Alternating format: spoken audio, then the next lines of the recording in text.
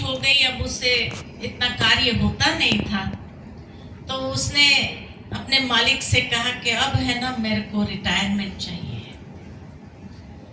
मैंने इतने साल कार्य किया, अभी मैं रिटायरमेंट लेना चाहता हूँ, गांव में जाकर के अपने परिवार के साथ समय बिताना चाहता हूँ, तो मेरा हिसाब कर दिया जाए और मैं जाना चाहता हूँ। कहा ठीक है। जब मालिक ने कहा ठीक है, मालिक ने भी सोचा कि इतना साल उसने मेरे साथ में काम किया है, अब सारा जो कोई भी मकान होता था उसमें सारा फिटिंग्स का काम बहुत अच्छे से वो करता था। तो कहा अच्छा ठीक है, तुम जाने से पहले एक मकान मेरे लिए बना के दो, बस लास्ट वाला, उसके बाद तेरे को मैं छुट्टी दे दूंगा, तेरा सारा हिसाब कर दूंगा। कहा ठीक है। तो वो कॉन्ट्रैक्टर ने जा कर के जो है बाजार में से सामान लिया उस मकान के अंदर डालने का। जो पैसा उसको मिला हुआ था तो उसने सोचा चलो इसमें से थोड़ा पैसा बचा लेता हूँ, लास्ट मकान बनाकर देना है, उसमें कोई भी प्रकार का डाल दिया जाए तो क्या फर्क पड़ता है। तो उसने जो है सब हल्की चीजें डाल दी, हल्के फिटिंग्स डाल दिए पैसा बचाने के हिसाब से, और बचा करके मैं अपने पास रख लूंगा, उसको क्या मालूम पड़ेगा सोच करके। तो सब हल्के फिटिंग्स डाल दिए अंदर में, सारा जो भी किया वो हल्का सामान डाल दिया, और फिर मालिक से कहा लो आपका ये लास्ट कॉन्ट्रैक्ट भी मैंने पूरा कर दिया।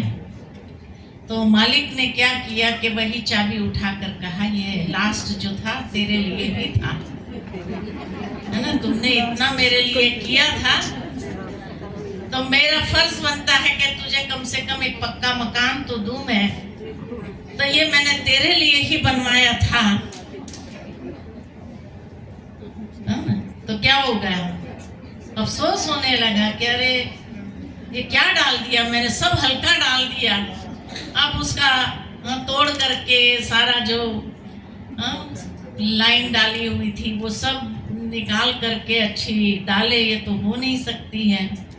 बड़ा अफसोस हुआ कि मुझे अगर पहले से बताया होता तो मैं अच्छा काम करता था, काम बताता था तो उसकी वैल्यू थोड़ी रहेगी, इसीलिए जो है मैंने बताया नहीं।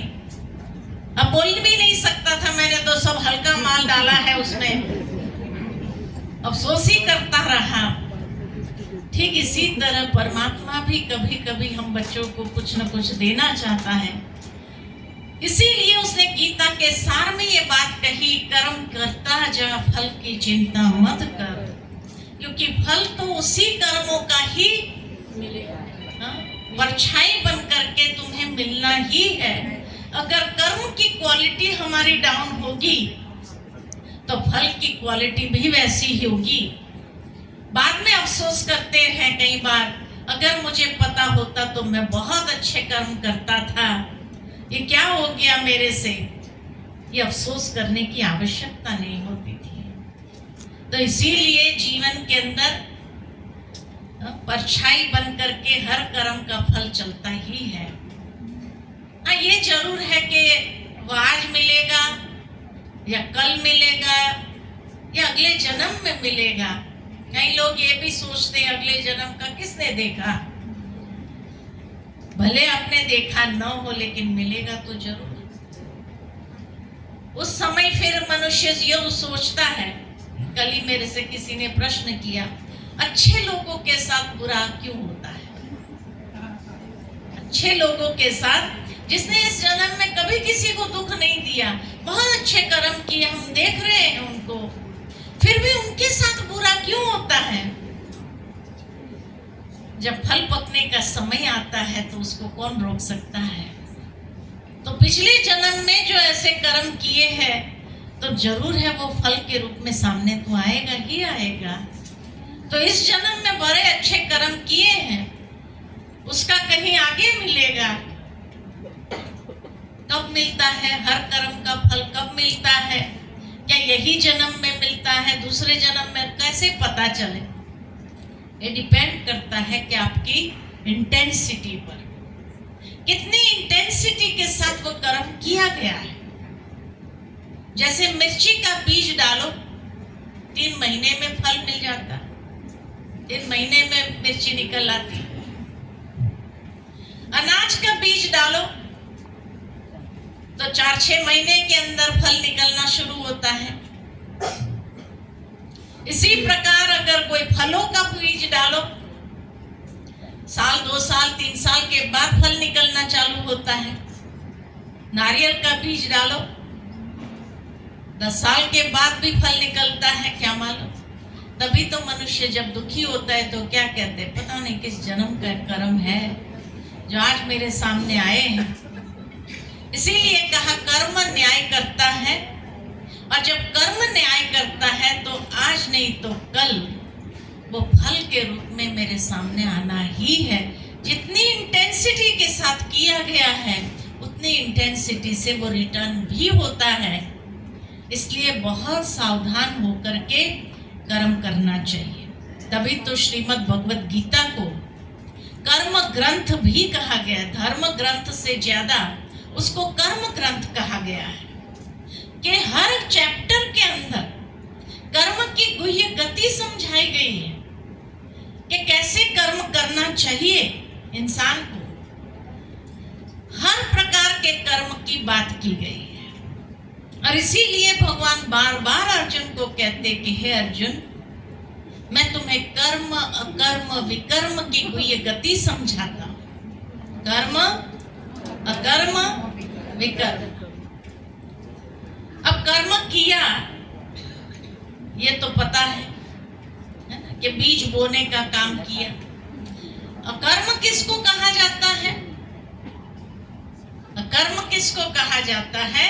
तो जैसे मैंने बीज बोया अपने हाथों से, मानो मैंने आम का बीज बोया, उसका पानी डाला, उसकी परवरिश किया, वो बीज से पौधा निकला, उस पौधे को परवरिश करते गए तो बड़ा वृक्ष बनता गया, और उस वृक्ष के ऊपर फल लगे। पूरा आम के फल से लद गया। एक बीज से 100 फल की प्राप्ति, और वो फल मैंने तोड़ के खाया। बीज भी मैंने ही बोया, फल तोड़ के मैंने ही खाया। दोनों कर्मों में कोई अंतर है? बीज बोने का भी कर्म है, फल तोड़ के खाने का भी कर्म है। दोनों कर्मों में क्या अंतर है? क्या कहेंगे? है कोई अंतर? जो बोया वो तो सबके बोने में तो टाइम लगा, खाने में एकदम तोड़ के निकलना है। बीज बोने का जो कर्म है वो श्रेष्ठ कर्म माना जाता है, श्रेष्ठ कर्म है, क्योंकि एक बीज से 100 फल की प्राप्ति, और वो भी हर सीजन में, हर साल, है ना। इतना पावरफुल वो कर्म है। लेकिन फल तोड़ के खाया, उसका कोई फल नहीं मिलता है, संतुष्टि पूरा हुआ। तो जिस कर्म का कोई फल नहीं मिलता है उसको कहते अकर्म। तो बीज बोने का कर्म है वो श्रेष्ठ कर्म है, फल तोड़ के खाने का जो कर्म है वो अकर्म है। जिस फल का दूसरा कोई कर्म या कोई फल नहीं प्राप्त होता है वो फल तोड़ के खाने का है। और विकर्म किसको कहा जाता है?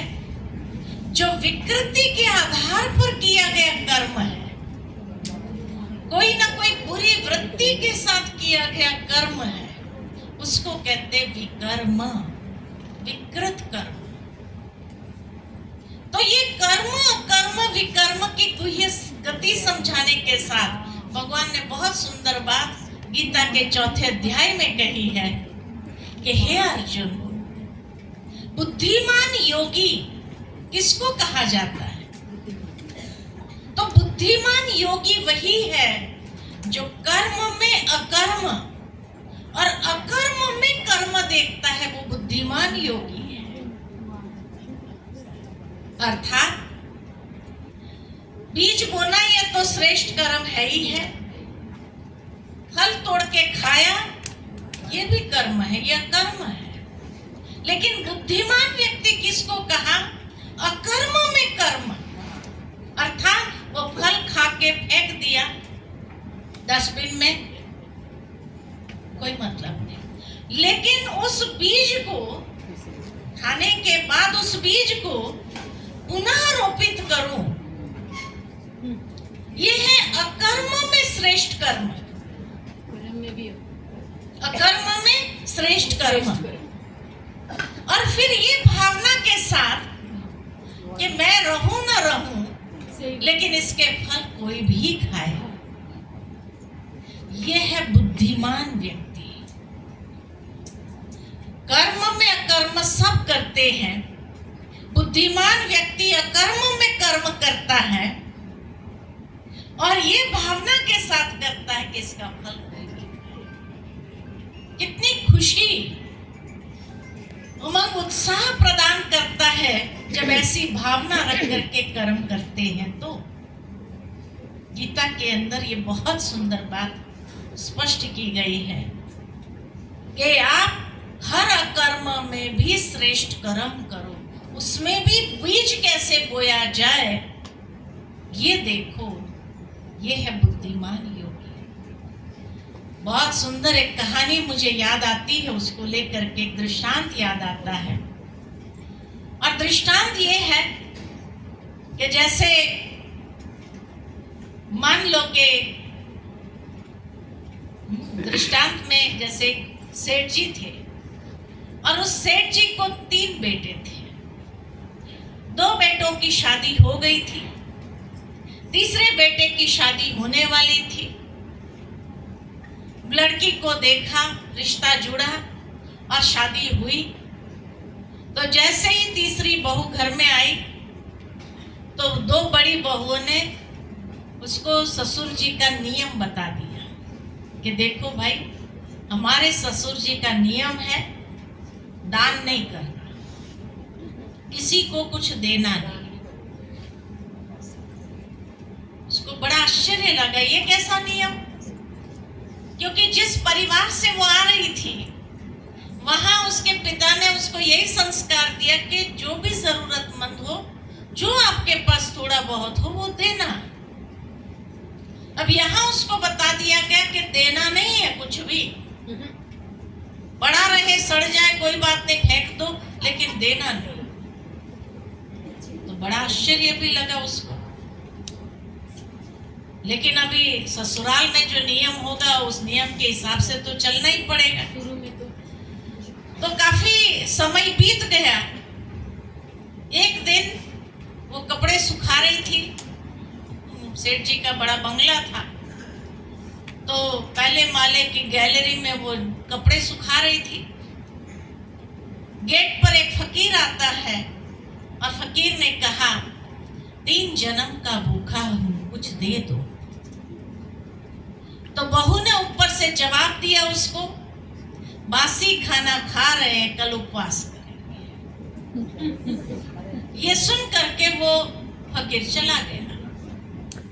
अब नीचे ससुर जी न्यूज़पेपर पढ़ रहे थे आंगन में बैठ के।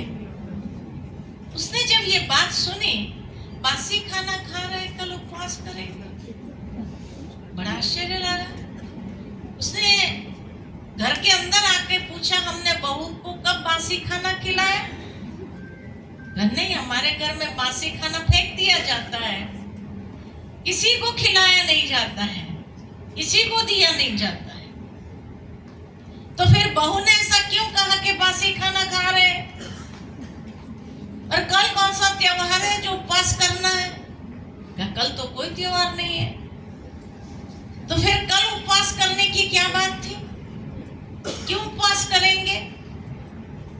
हमारे घर में क्या ऐसी मुसीबत है जो हमें उपवास करने की आवश्यकता पड़ गई? कहा ऐसी तो कोई बात ही नहीं है। अब ससुर जी को गुस्सा चढ़ा। कि ये बहू ने ऐसा क्यों कहा। आज एक फकीर को कहा, कल समाज वाले को कहेंगे तो हमारी तो बदनामी हो जाएंगे। बासी खाना खा रहे, कल उपवास करेंगे। अब बहुत उसको गुस्सा चढ़ा तो उसने संदेशा भिजवा दिया उसके पिताजी को कि भाई आपकी लड़की को आप ले जाइए, हमको नहीं चाहिए, ये हमारी बदनामी कर रही है। आज की दुनिया में होता तो माँ बाप कहते आज आप कोई बात नहीं, है ना। लेकिन वो जमाना था, पिता चिंता में आ गई, मेरी बेटी इतनी संस्कारी है, ऐसी क्या बात हो गई जो ससुर जी का ये मैसेज आया कि बेटी को ले जाओ। बड़ा चिंता में पड़ गया, आखिर क्या करे। तो पंचों के पास गया, पंचों से कहा कि आप तो मेरी लड़की को जानते हो, कहाँ बड़ी संस्कारी है लड़की तो क्या पता नहीं संदेशा आया है उस ससुर जी का, सेठ जी का, कि भाई आप अपनी लड़की ले जाइए, हमको ऐसी लड़की नहीं चाहिए, ये हमें बदनाम कर रही है। मेरी लड़की ऐसा काम करे ये तो मैं मान नहीं सकता।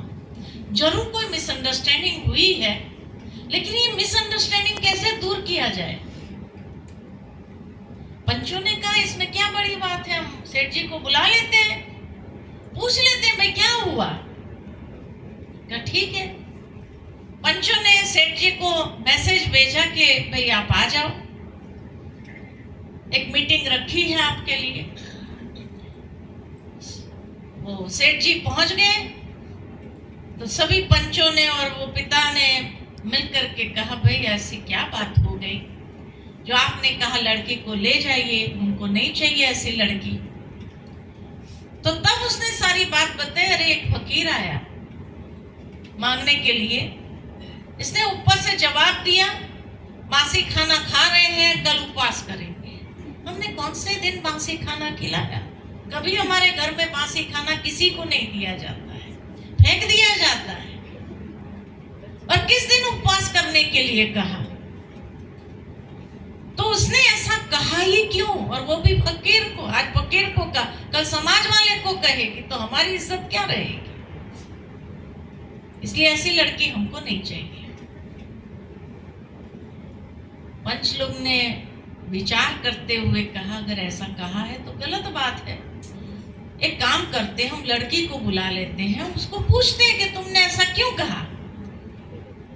लड़की को बुलाया कि भाई तुमने फकीर को ऐसा क्यों कहा कि बासी खाना खा रहे, कल उपवास करेंगे। कौन से दिन तुमको बासी खाना खिलाया गया और उपवास करने के लिए कहा? लड़की ने बड़ी विनम्रता से हाथ जोड़कर कहा अगर कोई गलती हो गई तो पहले से क्षमा मांगती हूँ। लेकिन वो फकीर जो आया उसने कहा 3 जन्म का भूखा हूं, कुछ दे दो।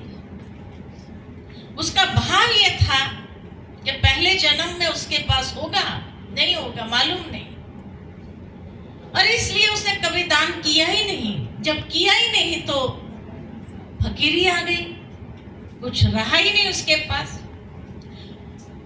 तो उस जन्म में भी कुछ नहीं दे सका तो ये जन्म भी फकीर का मिला, मांगना पड़ता है। इसलिए वो कहना ये चाहता है कुछ ऐसा दे दो ताकि मैं भी दान कर सकूं, ताकि आगे का जन्म मेरा फकीरी का न हो, ये भटकने का न हो। तो ऐसा कुछ दे दो ताकि मैं दान कर सकूं।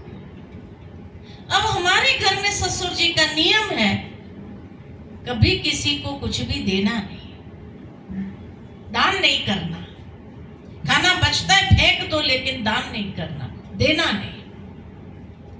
इसीलिए मैंने उसको जवाब दिया कि ये जो तुम मोटर गाड़ी बंगला सब देख रहे हो, ये वैभव जो देख रहे हो, ये पूर्व जन्म के कर्म का फल खा रहे हैं। तो बासी खाना खा रहे हैं, लेकिन इस जन्म हम भी कुछ नहीं कर रहे हैं, तो आगे के जन्म में शायद हमें भी उपवास ही करना पड़ेगा। तो बासी खाना खा रहे हैं, हम उपवास करें। तो बुद्धिमान किसको कहा जाता है कि बासी खाने में से भी दान करो, कर्म में अकर्म और अकर्म में कर्म। अकर्म में श्रेष्ठ कर्म जो करता है, जो बीज बोने का काम बुद्धिमान योगी है। तो इसलिए कर्म की कोई गति जो बताई जाती है श्रीमद् भगवत गीता के हर चैप्टर में, मनुष्य के अंदर एक ऐसी जागृति ले आती है कि हम क्या कर रहे हैं। भगवान ने खाली अर्जुन को ज्ञान दिया ऐसा नहीं, लेकिन हम सबको भी ज्ञान दे रहे हैं कि हमें भी अपने जीवन के अंदर कर्मों को कैसे श्रेष्ठ करना चाहिए, क्योंकि जितना श्रेष्ठ कर्म करते जाएंगे उतना ही इस जन्म में तो उसकी प्राप्ति खुशी होगी, लेकिन आगे अनेक जन्मों में भी खुशी की प्राप्ति होगी। तब कहा कि अकर्म में श्रेष्ठ कर्म करना ये बुद्धिमान योगी ही कर सकते हैं, साधारण मनुष्य उसको सोच नहीं सकते हैं। तो आज से क्या बनेंगे? साधारण मनुष्य बनेंगे, बुद्धिमान योगी बने? बुद्धिमान योगी बनेंगे ना। इसीलिए जितना बीज बोते जाओ, कई बार कई लोग इकट्ठा करते जाते हैं, अरे हमारे बच्चे के बच्चे के बच्चे खाते रहेंगे, इतना इकट्ठा करते जाते हैं। अब सोचने की बात तो ये है, कहा जाता है कि हर आत्मा जब जन्म लेता है तो मुट्ठी बंद करके आता है, अर्थात मेरे नसीब का मैं लेकर आया, मुझे किसी और का नहीं चाहिए, मेरे नसीब का मैं खुद लेकर के आया, मेरे भाग्य का मैं खुद लेकर के आया। इसलिए कई बार देखते हैं कि कई माता पिता इकट्ठे करते जाते हैं, लेकिन अगर वो बच्चे के बच्चे के बच्चे के नसीब में नहीं होता है, बड़ा भूकंप आता है, सारा कुछ ढह जाता है, पूरा मकान ढह जाता है, दबी रही धूल में, किसी की बह जाएगी, दबी रही धूल में, कहते हैं ना, वो बच्चे के बच्चे के बच्चे के लिए जो जमा किया था उसके नसीब में तो कुछ आया ही नहीं। लेकिन वो अपना नसीब लेकर के आया था अपने कर्मों से, तो वो अपने कर्मों से जो नसीब लाया था वो कहां से कहां सारा परिवार चला जाता, लेकिन वो किस तरह से जीवन जीने लगता है, क्योंकि उसके पूर्व कर्म उसके साथ है। आपने कमाया उनके लिए, लेकिन उसके नसीब में ही नहीं था, तो क्या करेंगे? इसलिए कहा जाता है कि हर इंसान अपना नसीब खुद लेकर के आता है। वो वाल्मीकि जी की कथा याद आती है कि वाल्मीकि जी एक लुटेरा था, अनेकों को लूटता था अपने परिवार को पालने के लिए। एक बार एक महात्मा को पकड़ लिया उसने कि भाई जो कुछ भी है दे दो। तो महात्मा ने कहा भाई ये तुम क्यों कर रहा है? कहा मेरे परिवार को पालने के लिए, आखिर मेरा भी परिवार है, उसकी पालना करनी है, तो उसको पालने के लिए ये कर रहा हूं। अच्छा, महात्मा जी ने कहा एक बार मेरे खातिर परिवार वालों से जाकर पूछ के आओ कि ये जो कर्म कर रहा है उसका फल खाने का समय जब आएगा तो वो तेरे साथ होंगे फल भोगने के लिए भी। तो कहा क्यों नहीं होंगे, जिनके लिए मैं कर रहा हूं वो भी मेरे साथ ही फल भोगेंगे। कहा पूछ के तो आप, ठीक है आप यहीं बैठे रहना, जाना नहीं जब तक मैं आऊं नहीं तब तक। अब मैं यहीं बैठा हूं, मुझे कहाँ जाना है, पूछ के तो आ। वो गया अपने माता पिता के पास, माता पिता से कहा कि देखो ये लूटने का काम, लोगों को तकलीफ देने का काम, लोगों के अंदर भय जागृत करने का कार्य जो मैं कर रहा हूं, फल भोगने का जब समय आएगा तो आप लोग मेरे साथ होंगे ना? माता पिता ने कहा अरे बेटा हम तो पहले चले जाएंगे, और हम जहां जाएंगे वहां तुम जरूरी थोड़ी आएगा, हम कहाँ होंगे तुम कहाँ होगा, हम कैसे तेरा फल भोग सकते हैं, तू कर रहा है वो तो तेरे को ही भोगना पड़ेगा। जवाब मिल गया। फिर गया बच्चों के पास कि भाई आप लोग तो मेरे कर्मों के फल भोगने के समय साथ रहेंगे ना, तो बच्चों ने कहा पिताजी कौन पहले जाएगा क्या मालूम, आप भी चले गए, तो आप कहाँ गए हमको क्या मालूम, जब हम वहां आए फल भोगने के लिए, वो तो आप कर रहे हो, आपको ही भोगना पड़ेगा, हम कैसे आपके कर्मों का फल भोगेंगे। जवाब मिल गया। गया अपनी पत्नी के पास कि तू तो मेरी अर्धांगिनी है, मेरे हर कर्म में तुमको तो आधा हिस्सा भोगना ही पड़ेगा, तो तुम तो मेरे कर्मों के फल भोगने के समय में साथ रहोगी ना। पत्नी ने कहा भी कौन पहले जाता है क्या मालूम, आप जाते हो मैं जाते हो, और अगर मैं पहले चली गई तो मैं कहाँ गई, आपको क्या मालूम मैं कहाँ गई, जो आप वहां आओ और हम मिल करके फल भोगे, या आप पहले चले गए तो मुझे क्या मालूम आप कहाँ गए जो मैं वहां आऊं फल भोगने के लिए। ये तो आपका कर्म है, आपका कर्मों का फल तो आपको ही भोगना पड़ेगा। जब उसका जवाब मिल गया सबसे, तो परिवर्तन कि मेरे कर्म का फल भोगने के समय कोई मेरे साथ नहीं है, हमें अकेले ही भोगना पड़ेगा। ये कर्म की ये गति की जब जागृति आई तो वाल्मीकि में परिवर्तन आ गया और लुटेरे जीवन से उस सन्यासी के साथ ही चल पड़ा और इतनी बड़ी कथा का निर्माण कर दिया कि कोई किसी का नहीं होता है। रामायण माना क्या, रामायण, आयन माना जर्नी, राम की जर्नी, वो दशरथ के राम की जर्नी नहीं, ये आत्मा राम, आत्मा को भी राम कहा गया है। तो आत्मा राम की जर्नी उसको अकेले को ही तय करनी पड़ती है, कोई साथ चलने के लिए तैयार हो तो भी उसकी भोगना का अनुभव वो नहीं कर सकता है। इसीलिए आवश्यकता है कि हम भी अपने जीवन के अंदर जो कर रहे हैं इतना जरूर स्मरण रखें कि जो कर्म किया है मैंने, हम सोचते हैं मेरे बच्चे के बच्चे के बच्चे खाएंगे, उसके नसीब में तो होगा नहीं, वो खाएंगे नहीं, लेकिन हमने जो कर्म किया उसका फल भोगना किसको पड़ेगा, बच्चे के बच्चे वहां नहीं आएंगे भोगने के लिए। आपको अपने कर्मों का फल अकेले ही भोगना होगा। ये गीता का सार कहता है कि हे अर्जुन, तुम जब कर्म करते हो तो बड़े सावधानी से कर्म करो, क्योंकि हर कर्म का फल तुझे ही भोगना पड़ेगा, कोई और तेरे साथ भोगने के लिए तैयार नहीं होगा। और तेरे कर्मों का फल कई बार मल्टीप्लाई होकर के तुझे प्राप्त होगा। बैंक में जब हम पैसा रखते हैं ना, फिक्स डिपॉजिट कर दिया तो कितना इंटरेस्ट मिलेगा,